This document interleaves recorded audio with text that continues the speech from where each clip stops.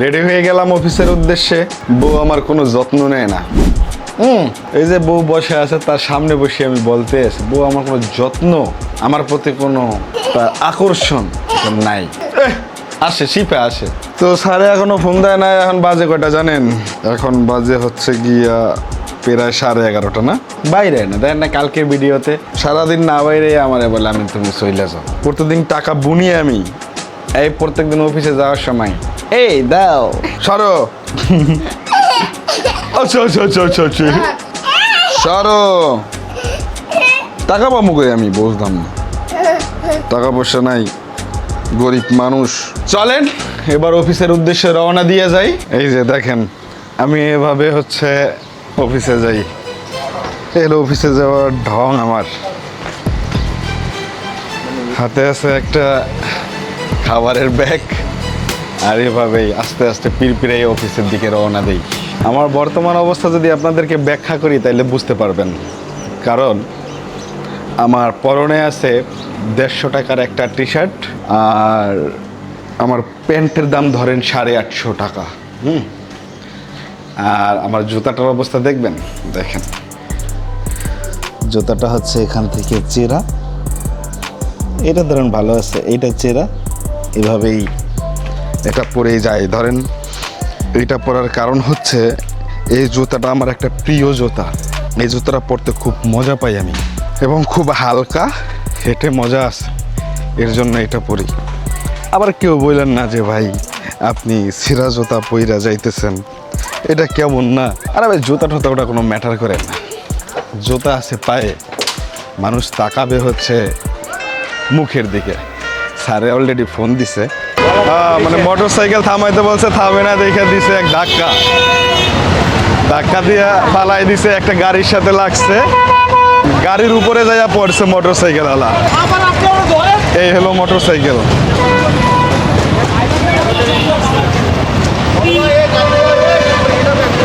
এই মোটর সাইকেলের কারণে ওই গাড়িটাও নষ্ট হয়েছে।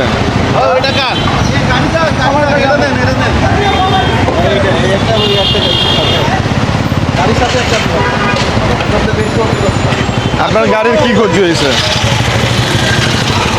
এটা হলো গাড়ি। চলেন গাড়ি দেখে আসি গাড়ির কি হয়েছে। গাড়ির উপরে যে মোটর সাইকেল আলা পড়ছে। পুলিশেরও দোষ আছে, মোটর সাইকেল আলারও দোষ আছে, কিন্তু দোষ ছিল না এই গাড়িওয়ালার। এই গাড়িওয়ালার মোটর সাইকেল এখানে এসে লাগছে, এইসব বডি কিটটা লাগছে। আরে পুলিশে মোটর সাইকেল আলায় থাপড় দিছে, পর মোটর সাইকেল আলায় পড়ছে আপনার এই জায়গায়। ওই তো পুলিশের দোষ না এটা। আপনি তো যাইতেই গেছিলেন, আপনার আর কি দোষ? আমরা তো আমাদের লাইনেই আছি। হ্যাঁ, এই হলো বাইরের অবস্থা। বডি কিট ভেঙে গেছে না, এমনিতে বড় কোনো সমস্যা হয় না। ওইটা ওই সাইডে সুইটা আছে। অ্যাক্সিডেন্ট। মোটর সাইকেল আলায় সিগন্যাল মানে নাই।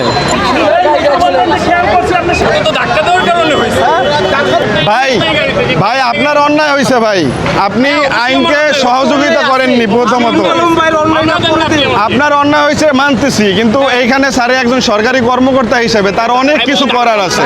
সে সামনের সিগন্যালে বলতে পারতো, সে করেনি। যদি একটা দুর্ঘটনায় মানুষ মারা যেত তাহলে কি হতো? এখন এই দুজনের কারণে এই লোকটার ক্ষতি কে দেবে? এই লোকটার যে ক্ষতি হয়েছে এটা কে দিবে? এই হলো বর্তমান অবস্থা। মানে আমার কথা হচ্ছে, সে সিগন্যাল মানেনি, ঠিক আছে, সিগন্যাল মানে নাই, সে তো করতে পারতো, তাই না? আগে গাড়িতে উঠা নেই, তারপরে আপনাদের সাথে কথা বলি। ধরেন সে সিগন্যাল মানে নাই, তো সে চলে যেতেছিল, কিন্তু এখানে ট্রাফিক পুলিশ কি করলো? তাকে থাবা দিল বা ধরার চেষ্টা করলো। এখন আমার চোখের সামনে মোটর সাইকেলটা যাই একটা মাইক্রোর সাথে ধাপাস করে বাড়ি লেগে মোটর সাইকেলওয়ালা পড়ে গেল। মাইক্রোবাসের যে বডি কিট আছে সেগুলো ভেঙে গেল। এখন এইখানে পুলিশ কেন তাদেরকে ধরতে যাবে চলতি গাড়িটাকে? তার কাছে তো অনেক অপশন আছে। আমি যেটা বললাম ওইখানে, যে আপনি চাইলে ওকিটকিতে সামনের সিগনালে বলে দিতে পারতেন এই মোটর সাইকেলটা ধরো, আপনাদের কাছে তো অপশন আছে। এর জন্য তো আপনি ধাক্কা মাইরা চলতি গাড়ি ফালাই দিয়ে মানুষটাকে মাইরা ফেলতে পারেন না।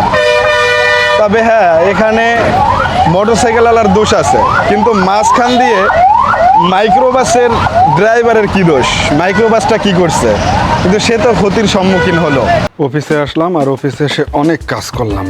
দেখেন মানে বস্তা আম, লেবু, কাঁঠাল আর আমার কাছে এখানে আম। এই আমগুলো কোথা থেকে পারছি সেটা কি জানেন? চলেন আপনাদেরকে দেখাই। এই আম গাছগুলোর মধ্যে আম ঝুইলা পড়ছিল, ওইগুলো আমরা এখন পারলাম, পেরে বস্তা ভরলাম।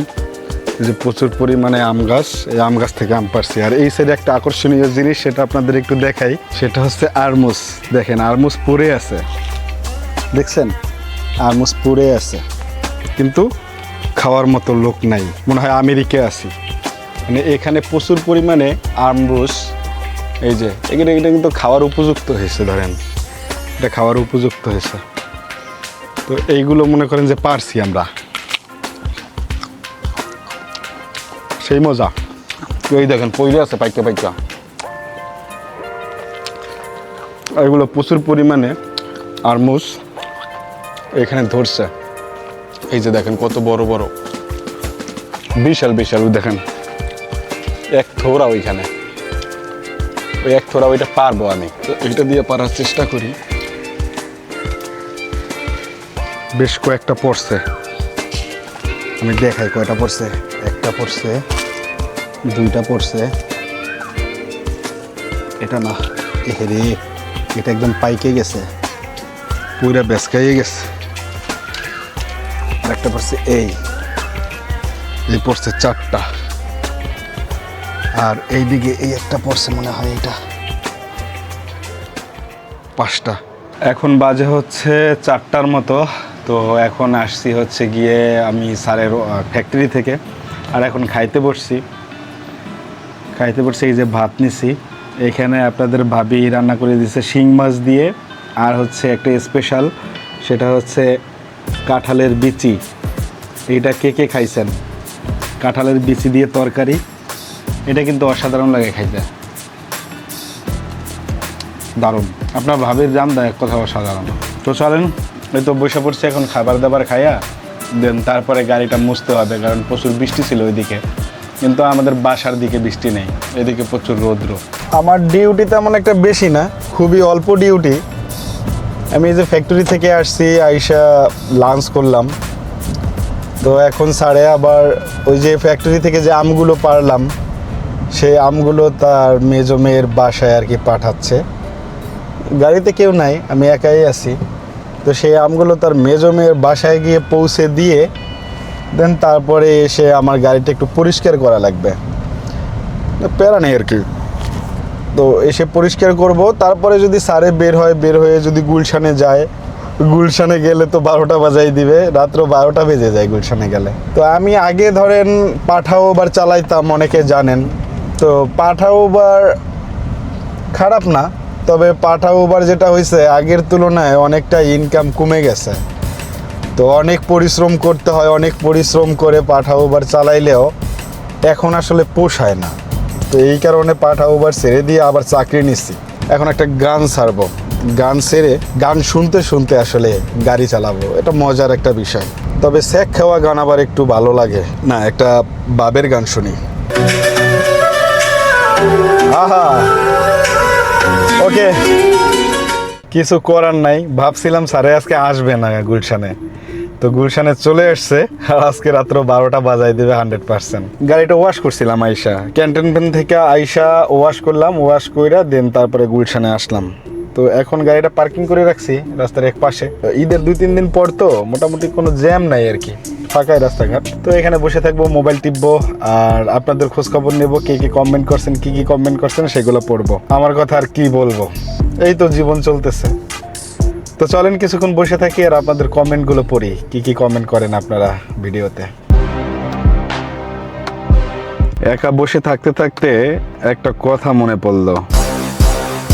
মির্জা গালিবকে অনেকেই চেনেন। মির্জা গালিব একটা বইয়ে একটা অংশ লিখেছিল, সেটা হচ্ছে বড় শখ ছিল সবাইকে সুখী রাখার, কিন্তু একটা সময় হুঁশ হলো যখন দেখলাম আমি নিজে বিপদে পড়েছি, কিন্তু আমি নিজেই এখন একা, আমার আশেপাশে কেউ নাই।